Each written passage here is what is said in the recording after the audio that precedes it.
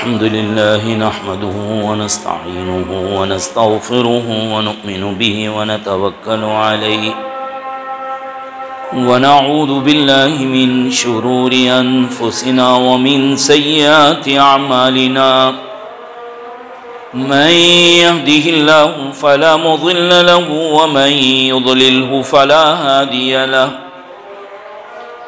ونشهد أن لا إله إلا الله وحده لا شريك له ونشهد أن سيدنا ونبينا ومولانا محمدا عبده ورسوله أرسله الله تعالى إلى كافة الناس بشيرا ونذيرا وداعيا إلى الله بإذنه وسراجا منيرا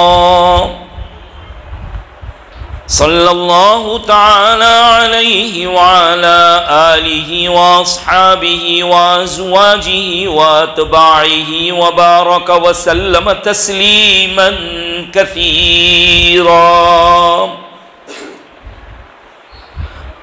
أما بعد فأعوذ بالله من الشيطان الرجيم بسم الله الرحمن الرحيم يا أيها الذين آمنوا اتقوا الله حق تقاته ولا تموتن إلا وأنتم مسلمون وقال تعالى يا أيها الذين آمنوا ادخلوا في السلم كافة صدق الله العظيم وقال النبي صلى الله عليه وسلم من كانت عنده مظلمة لأخيه من عرض أو شيء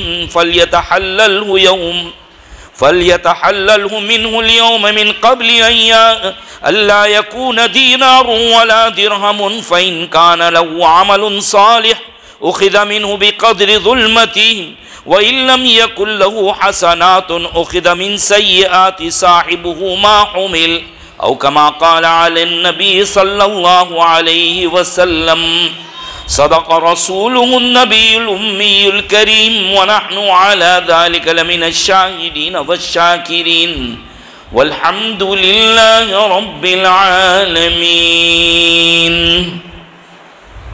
بزرگان محترم و برادران عزیز، دعا فرمائیے کہ حق تبارک و تعالی میرے اور آپ کے کام کی باتیں کہلوا دے اور کئی سنی باتوں پر ہم تمام کو عمل کی توفیق نصیب فرمائے. اللہ تعالیٰ کا شکر اور احسان جتنا بھی ادا کریں کم ہے کہ حق تبارک و تعالیٰ نے ہمیں اسلام کی دولت سے نوازا ہے.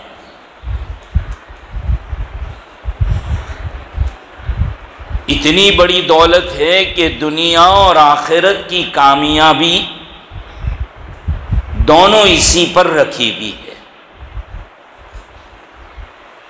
فرمایا کہ الاسلام یعلو ولا یعلا علیہ او کما قال، کہ اسلام ہی غالب رہے گا، اسلام پر کوئی غالب نہیں آ سکے گا. وانتم العالون ان کنتم مؤمنین، تم ہی سر بلند رہو گے، کامیاب رہو گے اگر ایمان والے بن کر رہو گے. اسی لیے قرآن کریم نے کہا ادخلوا فی السلم کافہ، ایمان والو اسلام میں پورے داخل ہو جاؤ. اس کے دو مطلب بیان کرتے ہیں. ایک تو یہ کہ اسلام کامل اور مکمل مذہب ہے، تم اس میں داخل ہو جاؤ. دوسرا یہ ہے کہ پورے یہ نہیں کہ کچھ باتوں پر عمل کیا اور کچھ باتوں پر عمل نہیں کیا، ایسا نہیں ہوگا. اگر تمہیں یہ لگتا ہے کہ اسلام کے طریقے پر چلنے سے ہمیں کامیابی نہیں ملے گی، عزت تو غیروں کے طریقے میں ہے، قرآن کریم نے ایسے لوگوں کو بھی کہہ دیا ایبتغون عندہم العزت، کیا تم ان لوگوں کے راستے میں عزت تلاش کرتے ہو؟ فإن العزت للہ جمیعا، تمام کے تمام عزت تو اللہ رب العزت کے پاس ہی ہے۔ ہمارے دعوت و تبلیغ کے ساتھی بھی جب بیٹھتے ہیں تو شروع میں یہ ایک جملہ اللہ تعالیٰ کا شکر ادا کرتے ہوئے کہتے ہیں کہ اللہ کا شکر ہے کہ اللہ نے ہمیں مسلمان بنایا۔ قرآن کریم نے اسی کو کہا الحمدللہ الذی ہدانا لہذا وما كنا لنهتدی لولا ان ہدانا اللہ لقد جاءت رسل ربنا بالحق، تمام تعریفیں اس اللہ کے لیے ہے جس نے ہمیں اس مذہب اور اس دین کے لیے ہدایت عطا فرمائی۔ اگر اللہ ہدایت نہ دیتے تو ہمیں کبھی بھی یہ راستہ معلوم نہ ہوتا۔ وما كنا لنهتدی لولا ان ہدانا اللہ، اگر اللہ ہدایت نہ دیتے تو ہم ہدایت پر نہ آتے۔ لقد جاءت رسل ربنا بالحق، تحقیق کہ اللہ تعالیٰ نے اپنے رسول کو ہمارے لیے حق لے کر بھیجا ہے۔ اس لیے اسلام کہتے ہیں انہی چیزوں کو ماننے کا جو نبی کریم صلی اللہ تعالی علیہ وسلم لے کر آئے۔ دیکھیے اسلام کس چیز کا نام؟ اسلام دو چیزوں کے مجموعے کا نام ہے، ایک ہے حقوق اللہ اور دوسرا ہے حقوق العباد، یعنی اللہ کے حقوق ادا کرنا اور بندوں کے حقوق ادا کرنا۔ ایک انسان کی ذمے اللہ تعالیٰ کے بھی حق لگے ہیں، جیسے اپنے ایمان کی محنت کرنا، ایمان قبول کرنا، نماز ادا کرنا، زکوٰۃ دینا، روزے رکھنا، حج کرنا، جتنے بھی اعمال کے اعتبار سے ہے جن کو ہم نیکی سمجھتے ہیں یہ۔ لیکن حقوق العباد بھی کوئی چیز ہے۔ ایک آدمی حقوق اللہ کو ادا کرتا ہے کامیاب ہوگا، اس میں کوتاہی کرے گا قیامت کے دن جواب دینا پڑے گا۔ اسی لیے تو کہا گیا کہ قبر میں سب سے پہلا جو سوال ہوگا ایمان کے بعد وہ کس چیز کا ہوگا؟ اعمال کا ہوگا، نماز کا ہوگا۔ نمازوں میں بھی اعمال میں بھی سب سے مقدم اور سب سے اول جو چیز ہے وہ نماز ہے۔ سب سے پہلا سوال، نماز کی مثال ایسی ہے جیسے مرغی، اور جتنے اعمال دوسرے ہیں وہ سب مرغی کے بچے۔ اگر آپ کو بچوں کو پکڑنا ہے مرغی کے، ایک ایک کر کے بچوں کو پکڑنے جاؤ تو ان کی امی مرغی کی مار کھانی پڑے گی۔ آسان طریقہ یہ کہ مرغی کو پکڑ لو، بچے خود بخود وہاں ماں کے نیچے آ کر جمع ہو جائیں۔ ایسے ہی نماز کو پکڑ لو، نماز کی پابندی کر لو، بس سارے اعمال جتنے بھی ہیں ان کے اوپر عمل کرنا آسان ہو جائے گا۔ سید الاعمال اگر کوئی ہے، تمام اعمال کا سردار تو وہ نماز ہے۔ اللہ جزائے خیر عطا فرمائے ہمارے ان دعوت کے ساتھیوں کو جو سب سے زیادہ نماز کی فکر کرتے ہیں اور نماز کی دعوت دیتے ہیں۔ کوئی یہ کہے کہ دین تو بہت وسیع، بہت سے اعمال کا نام ہے، یہ لے دے کے ایک نماز کو پکڑ کر بیٹھے ہوئے ہیں۔ جی ہاں، بڑے ہوشیار لوگ ہیں، اسی لیے تو انہوں نے کام کی چیز پکڑ لی ہے کہ نماز کو پکڑ لو، یہ مین بنیاد ہے، سب پر عمل کرنا آسان ہو جائے گا۔ ہمارے اکابرین نے اور بزرگوں نے اس دعوت کو نماز کی دعوت کہہ کر جو چلایا وہ اسی لیے چلایا ہے، یہ نہیں کہ صرف نماز کی دعوت، بلکہ نماز کی دعوت دے کر سارے اعمال پر جمانا ہے۔ اس لیے کہ قرآن کریم کہتا ہے ان الصلاۃ تنہا عن الفحشاء والمنکر، کہ نماز جو ہے بے حیائی کے کاموں سے روکتی ہے، گناہوں کے کاموں سے روکتی ہے، ننگائی اور عریانیت کے کاموں سے روکتی ہے۔ جب گناہ سے رک جائے گا تو یقینی بات ہے کہ اعمال صالحہ کا آنا ضروری ہے، ضرور آئیں گے، بلکہ گناہوں سے بچنا یہ سب سے بڑی عبادت اور یہ سب سے بڑی نیکی ہے۔ اور آدمی اللہ تعالیٰ کیا اس کی یہ نیکی قبول ہوئی یا نہیں، ہمیں کیسے پتہ چلے گا کہ ہماری یہ نماز قبول ہوئی کہ نہیں اللہ کی بارگاہ میں؟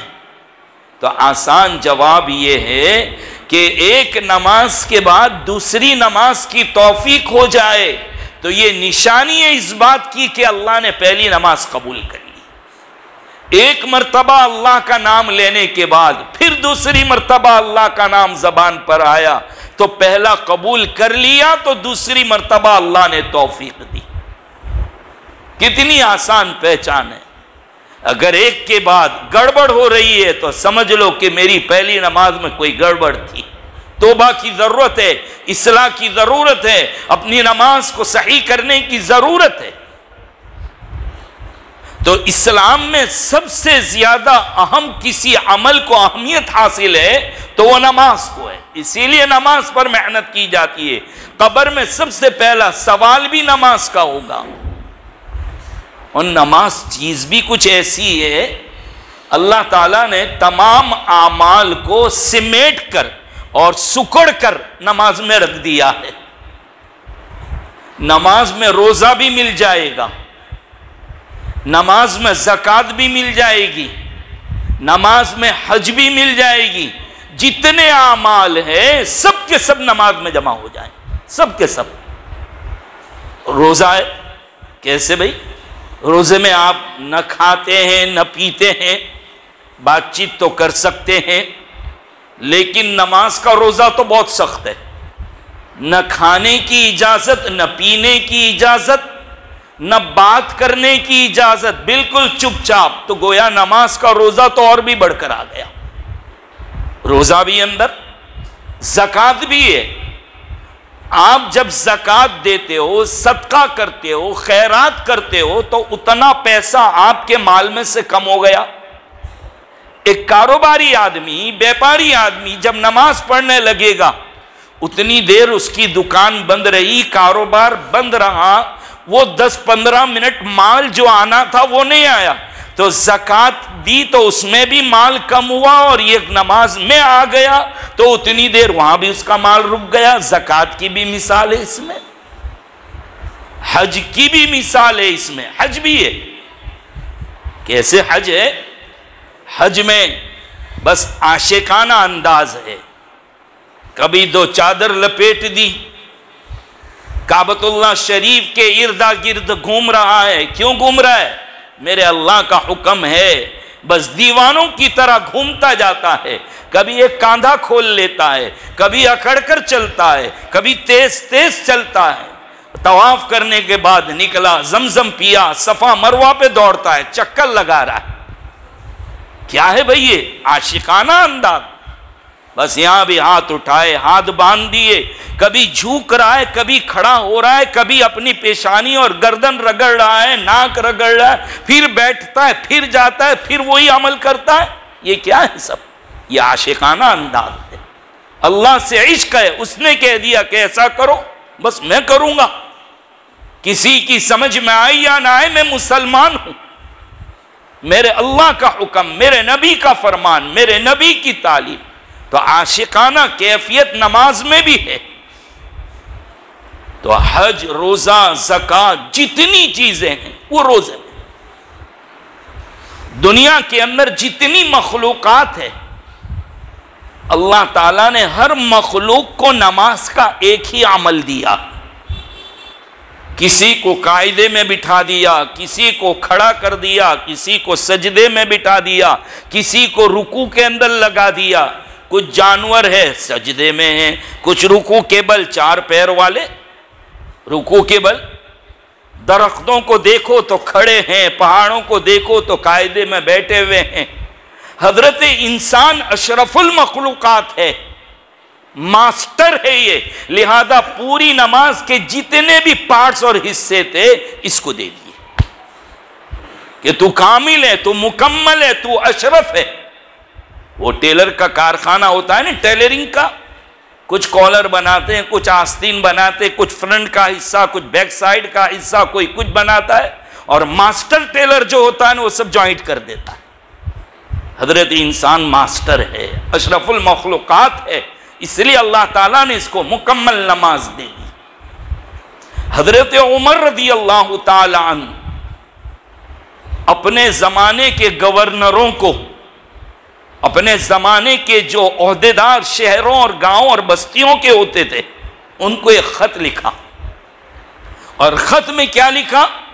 سرکاری خط، ان اہم امرکم عندی الصلاۃ، اور گورنروں سن لو، میرے نزدیک سب سے محتم بشان تمام کاموں میں سب سے اہم کام جو ہے وہ نماز ہے۔ جس نے نماز کی حفاظت کر لی وہ دنیا کے تمام کاموں کی بھی حفاظت کر سکے گا، اور جس نے نماز کی حفاظت نہ کی وہ دنیا کے کاموں کو بھی بگاڑے گا۔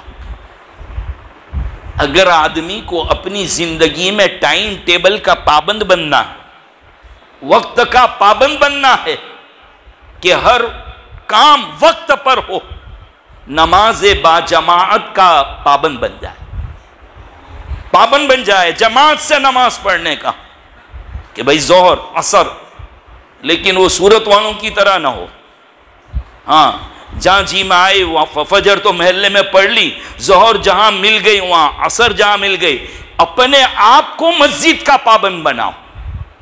ہاں کبھی یہ ہے کہ اللہ ماشاءاللہ کبھی کام میں نکل گئے اور کبھی یہاں کبھی وہاں پڑھ لی، لیکن اگر آدمی اپنے آپ کو پابند بنا لے کہ ظہر کی نماز یہاں، عصر کی نماز تو وہی مسجد میں، مغرب وہی جگہ، تو ورنہ تو پھر یہ کہ چلو آج 4:30 والی میں نہیں تو 5 والی میں، پھر شیطان آئے گا، 5:15 والی بھی ہے، وہاں جائے گا تو جماعت نکل چکی ہے۔ یہ تو ہماری سہولت کے لیے کہ کبھی کام پر نکل گئے تو وہاں پر آپ کو نماز مل سکتی ہے، نماز بجماعت، لیکن کم از کم اپنے آپ کو پابند بنا لے تو جماعت کی پابندی کے ساتھ اگر نماز پڑھے۔ حدیث شریف میں بھی فرمایا نبی کریم صلی اللہ علیہ وسلم نے، جس نے نماز کو قائم کیا اس نے دین کو قائم کیا، جس نے نماز کو ضائع کر دیا اس نے دین کو بھی ضائع کر دیا۔ تو بات چل گئی ہماری حقوق اللہ پر سے کہ حقوق اللہ، اللہ کے حقوق سب سے اہم چیز ہے۔ جس نے اس کو پورا کر لیا، اگر اس پر بیان کرتے چلے تو بہت وقت نکل جائے گا، تو وہ چیزیں جو میری اور آپ کی نظروں میں عبادت ہے، نماز روزہ، یہ سب حقوق اللہ کہلاتا ہے۔ لیکن اسلام کا ایک دوسرا حصہ بھی ہے، ہم لوگ اس کو جو نیکی نہیں سمجھتے، عبادت نہیں سمجھتے۔ عبادت کا مطلب میرے اور آپ کے نزدیک یہ کہ عبادت نماز پڑھنا، عبادت روزے رکھنا، عبادت زکوٰۃ دینا، عبادت حج کرنا۔ لیکن ایک مسلمان کو دوسرے مسلمان کے ساتھ کیسے پیش آنا، اس کے کیا حقوق ہیں، اولاد سے لے کر پڑوسی سے لے کر محلے والوں سے لے کر رشتہ دار قریب اور دور کے، وہاں سے لے کر تمام انسانوں کے آپس میں ایک دوسرے کے حق بیان کیے ہیں۔ ہم اس کو عبادت نہیں سمجھتے، حالانکہ یہ بہت اہم عبادت ہے۔ ورنہ حدیث پاک میں نے ابھی جو آپ کے سامنے پڑھی ہے، اس کا خلاصہ اور اس کا مفہوم یہ ہے کہ ایک آدمی نماز روزہ حج سب تو ادا کرتا ہے، لیکن کسی مسلمان کی بے عزتی کی، کسی مسلمان کو گالی دی، کسی مسلمان کی پیٹھ پیچھے اس کی برائی کی، اب قیامت کے دن حدیث پاک میں آتا ہے کہ ایک دن اللہ کے رسول صلی اللہ علیہ وسلم نے فرمایا جانتے ہو مفلس کسے کہتے ہیں؟ مفلس یعنی غریب. مجھے اور آپ کو کوئی پوچھ لے غریب کس کو کہتے ہیں تو ہم یہی کہیں گے جو ہم کو چائے نہ پلاوے. جو بھول سے بھی کبھی چائے نہ پلاوے وہ غریب ہے، مفلس ہے. نبی نے کیا فرمایا؟ مفلس کون ہے؟ مفلس تو وہ ہے جو نیکیاں لے کر آئے گا قیامت کے دن، خوب نیکیاں لے کر آئے گا، لیکن کوئی بندہ آئے گا اس کے سامنے کہے گا یا اللہ اس نے مجھے گالی دی تھی، یا اللہ اس نے میرا دل دکھایا تھا، تانے مارے تھے، میری برائی اور میرے گناہوں کا تذکرہ میری پیٹھ پیچھے اس نے کیا تھا، میری عزت کے اوپر ہاتھ ڈالا تھا، میری زمین یہ وہ سب کہے گا. مالی حقوق سب حقوق نکلیں گے. جب سامنے ثابت ہو گیا تو پھر باری تعالیٰ کہیں گے لاؤ اس کی نیکیاں لاؤ، نیکیاں اس کو دے دو، یہاں ٹرانسفر ہوگی. کیسے دے دی جائے گی؟ ارے بینک والے لوگ بینک میں بھی تو کام کرتے ہو نا. ہاں بینک میں تو روزانہ اب تو فون پر ہو جاتا ہے ادھر سے ادھر پیسہ ٹرانسفر، بینک میں جانے کی بھی ضرورت نہیں ہے، موبائل کے اوپر سے کام ہو جاتا ہے. تم اپنا پیسہ دوسرے کے کھاتے میں ڈال سکتے ہو، ٹرانسفر آٹومیٹک. اللہ کے یہاں بھی ٹرانسفر ہو جائے گا، ڈالو اس کی نیکیاں ادھر منتقل کرو. اب کیا ہوگا؟ نیکیاں بھی ختم ہو گئی. اب تو بہت لے کر آیا تھا، خوب تہجد پڑھی تھی، خوب نمازیں پڑھی تھی، خوب صدقے دیے تھے، بہت نیکیاں تھی اس کے پاس، لیکن لوگوں کا بوجھ بھی اتنا ہی تھا اپنے اوپر. اب سب نیکیاں تو یہاں سے دے دی گئی ادھر، اب کیا ہوگا؟ ابھی بھی باقی رہ گیا لوگوں کی مانگ. تو کہا جائے گا کہ اس کے گناہ جو ہے جس پر ظلم ہوا ہے اس کے گناہ لے کر اس کے اوپر ڈال. وہ سمجھ رہا تھا کہ میں جنت کا مالک اور جنت کا حقدار، اتنی نمازیں پڑھی میں نے. اسی لیے کہتے ہیں بھائیو اسلام تب جا کر مکمل ہوگا جب معاشرت کو، معاملات کو پڑھا جائے، اس کو بھی سمجھا جائے. فرمایا نبی کریم صلی اللہ تعالی علیہ وسلم نے المسلم من سلم المسلمون من لسانه ويده او كما قال علیہ السلام. مسلمان تو وہ مسلمان کہلانے کے لائق ہے جس کے ہاتھ سے، جس کی زبان سے دوسرے مسلمان محفوظ رہے. ذرا بس میں اور آپ اپنی زندگی کا حساب لے لیں، میرے ہاتھ سے کتنے محفوظ ہے، میری زبان سے کتنے محفوظ ہے. یہ جرمہ صغیر و جرمہ کبیر، اس کا قد اور سائز بڑی چھوٹی ہے. یہ زبان ہے نا، سائز بہت چھوٹی ہے لیکن کارنامے بہت بڑے بڑے ہیں اس کے. کیسے نیکیوں کو ختم کروا دیتی ہے پتہ بھی نہیں چلتا. صرف ایک بات بیان، غیبت، کسی کی برائی، کسی کی پیٹھ پیچھے کرنا. اور ہمارے سماج میں اتنی بڑی بیماری ہے یہ کہ لوگ اس کو گناہ سمجھنے کو بھی تیار نہیں ہیں. صحابہ کرام رضوان اللہ تعالی علیہم اجمعین سے ایک مرتبہ اللہ کے رسول صلی اللہ تعالی علیہ وسلم نے پوچھا اتدرون ما الغیبۃ، جانتے ہو کہ کیا ہے غیبت؟ غیبت کس چیز کا نام ہے؟ صحابہ کا ایک طریقہ بہت اچھا تھا، بہت. دیکھو میرے اور آپ کے لیے بھی سمجھنا ہے. بہت سے صحابہ وہ تھے جو اندر سے آقا کے سامنے بیٹھے ہوئے ہوتے تھے اور بہت سی چیزوں کو جانتے ہوتے تھے. تو یہ نہیں کہ ہاں میں جانتا ہوں، میں جانتا ہوں، فوراً بولنا نہیں شروع کر دیتے. کیا کہتے تھے؟ اللہ ورسولہ عالم، اللہ اور اس کا رسول زیادہ جانتا ہے، ہم جو جانتے ہیں وہ کم جانتے ہیں، آپ جانتے ہیں وہ زیادہ جانتے ہیں، لہذا بتلائیے. علماء کی مجلس میں بیٹھنے کا ادب یہ بھی ہے کہ علماء کے سامنے بیٹھ کر ان کو مسائل نہ بتاؤ، ان کو تم باتیں مت بتلاؤ، بلکہ ان سے فائدہ اٹھانے کی کوشش کرو، کیونکہ انہوں نے باقاعدہ اس کو پڑھا ہے، سمجھا ہے. وہ جب سمجھائیں گے تو پھر بات اور ہی ہوگی. ہمارا معاملہ تو یہ کہ کوئی مسئلہ پوچھتا ہے ہم آدھا وعدہ جانتے ہیں، ہم بتلانا شروع کر دیتے جبکہ امام صاحب مولانا صاحب موجود ہیں۔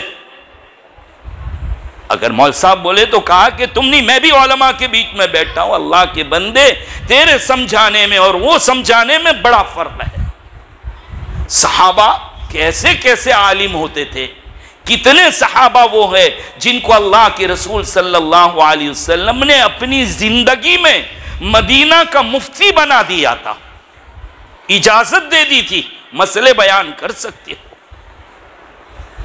اور کچھ لوگوں پر پابندی بھی لگا دیتے تھے۔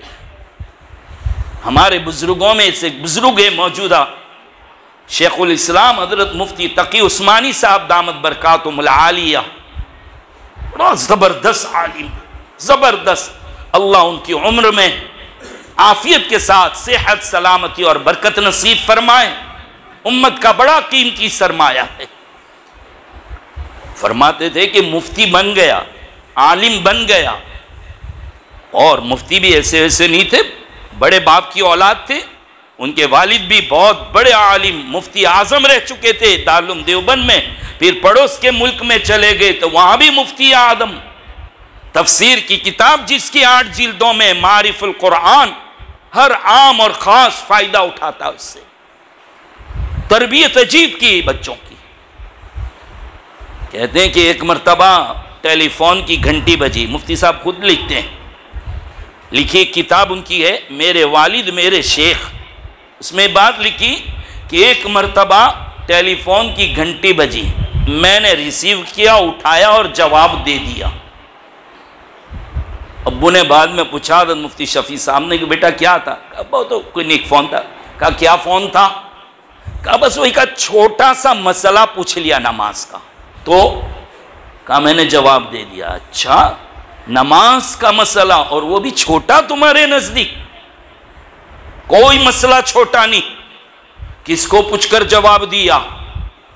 تمہیں آتا تھا اس لیے جواب دیا؟ میں نے اجازت دی ہے تم کو، میں نے اجازت دی ہے تم کو مسئلہ بتلانے کی۔ کہا اس دن سے توبہ کر لی، جب تک گویا ابو نے اجازت نہیں دی وہاں تک مسئلہ نہیں بیان کر۔ بہت احتیاط کی بات ہے، یہ تو مفتی کا کام ہے، مولانا کا کام ہے، وہ حالات کو دیکھ کر جواب دیں گے۔ بہرحال صحابہ کو پوچھا جانتے ہو غیبت، آج کے بیان اور سبق میں صرف غیبت کو سمجھ لو زندگی کامیاب ہے۔ غیبت کس کو کہتے ہیں؟ حضور اکرم صلی اللہ علیہ وسلم نے فرمایا کسی کی پیٹھ پیچھے برائی کرنا۔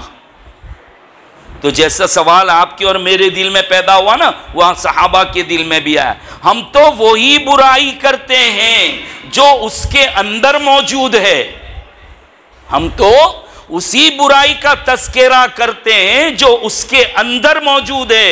آقا نے فرمایا ہاں اسی کا نام تو غیبت ہے۔ جیسا ہم لوگ بھی کہتے ہیں نا مولانا معاف کرنا مجھے کھوٹا بولنے کی عادت نہیں ہے، ہم لوگ کیا بولتے ہیں؟